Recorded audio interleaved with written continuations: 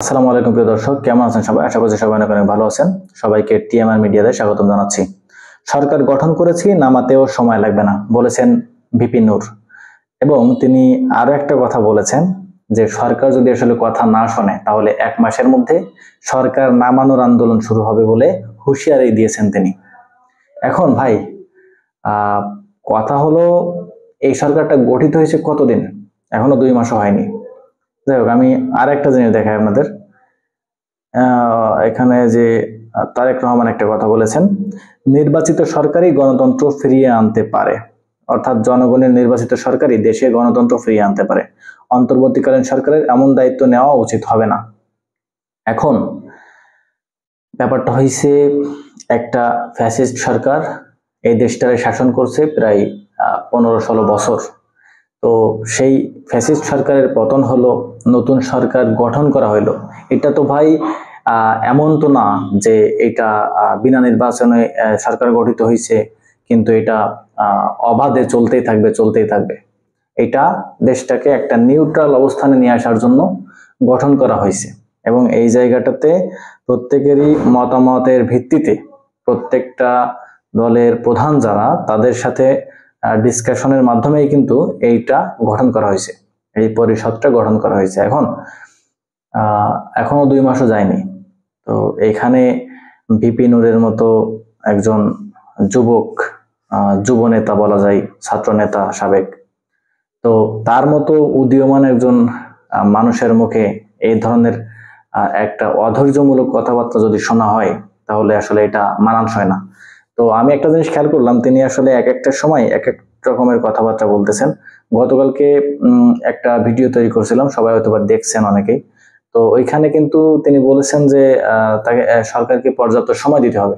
আবার সমকালে দেখলাম যে একটা নিউজে দেখলাম, সেখানে তিনি বলেছেন যে তিনি 2 বছর সময় দিতে চান এই সরকারকে। আবার এইখানে তিনি আবার বলতেছেন যে সরকার গঠন করেছি, সরকারকে নামাইতে 1 মাসও লাগবে না। পতিত ভঙ্গুর একটা রাষ্ট্র, সেটাকে নিউট্রাল করার জন্যও তো একটু সময় দরকার। এখন যদি এখনই বলা হয় যে অ্যাকশন চাই, এখনো দৃশ্যমান কিছু দেখতে পাচ্ছি না। ভাই, দৃশ্যমান কিছু দেখতে পাচ্ছি না কিংবা এই সরকার কি করেছে এইটা যদি আপনি বলতে থাকেন তাহলে আপনার জানার অভাব আছে। ঠিক আছে, আপনি একটু দেখেন, এই বিগত এই যে ধরেন 1 মাস সামথিং, মানে 2 মাসের কাছাকাছি, এখনো 2 মাস হয়নি সরকারটা আসছে, অর্থনীতিতে কি একটা প্রবল একটা পরিবর্তন কিন্তু দেখা যাচ্ছে। তো সেই ক্ষেত্রে সরকারটাকে তো সময় দিতে হবে, মানুষের ম্যান্ডেট গুলো বুঝতে হবে, আন্তর্জাতিক যে প্ল্যাটফর্ম গুলো আছে, আন্তর্জাতিক যে গোষ্ঠীরা আছে, তাদের সাথে দেশটাকে নিয়ে একটা ডিল করতে হবে যে আগামীতে এই দেশের পরিকল্পনা কি, তাদের সাথে ডিসকাশনের প্রয়োজন আছে। এই দেশের যে ভঙ্গুর অর্থনীতি, এইটাকে দাঁড় করাইতে হবে। তো সবকিছু মিলাই সবকিছুই কিন্তু সময় সাপেক্ষ। এমন তো না যে আমি রাত্রেবেলায় ঘুমাইতে গেলাম, সকালে উঠেই দেখলাম যে বাংলাদেশ সিঙ্গাপুর হয়ে গেছে। এমনও তো না যে সরকার হইছি বিধায়, মানে ধরেন এমন একটা, আমি একটা উদাহরণ দিলে বুঝতে পারবেন। ধরেন আমি 5 তলা বিল্ডিং এর একটা পরিকল্পনা করলাম, এটা আমার একটা পরিকল্পনা, এটা একটা ম্যাপ। এখন যদি আপনি এসে বলেন 5 তলা কই, এটা একটা হাস্যাত্মক ব্যাপার স্যাপার হয়ে দাঁড়ায়। আমি তো ভাই পরিকল্পনা করছি, তো এইটা বাস্তবায়নের জন্য আমার সময় লাগবে। তো আপনারা যারা এই রাজনীতিবিদ রয়েছেন, আপনাদের দরকার দেশটাকে আগে স্থিতিশীল পর্যায়ে আসার জন্য অপেক্ষা করা। তো সেটা না করে যদি আপনারা এইভাবে বাঁকা বাঁকা কথা বলেন, এই যে সরকার গঠন করেছি, নামাতেও সময় লাগবে না, এতটা অধৈর্য কেন? এখনো 2 মাস তো হয়নি। গতকাল বিভিন্ন বেশ কয়েকটা কথা আমি কোট করে তার ছাপাই গিয়েছিলাম, সেগুলো যুক্ত ছিল। বাট এখন যেটা দেখতেছি যে সরকার গঠন করেছে, নামাইতেও সময় লাগবে না, সরকার যদি কথা না শুনে 1 মাসের মধ্যে আন্দোলন শুরু হবে। তো এইটা মানতে পারলাম না। তো এইটার কারণটা কি? এই যে হুটহাট বাঁকা বাঁকা কথা, এটা কেন বলা হচ্ছে? এই বিচারটা আপনাদের উপরে ছেড়ে দিচ্ছি যে আসলে তার মনোবাসনাটা কি, তিনি কি এখনই ক্ষমতা চান? এই যে ধরেন বিএনপির ভারপ্রাপ্ত চেয়ারম্যান যিনি রয়েছেন তারেক রহমান, উনি কিন্তু খুবই বিচক্ষণ একজন ব্যক্তি। গতকাল দেখলাম উনিও একটা বক্তব্য দিয়েছেন, সেটা হচ্ছে নির্বাচিত সরকারি গণতন্ত্র ফিরিয়ে নিয়ে আসতে পারে।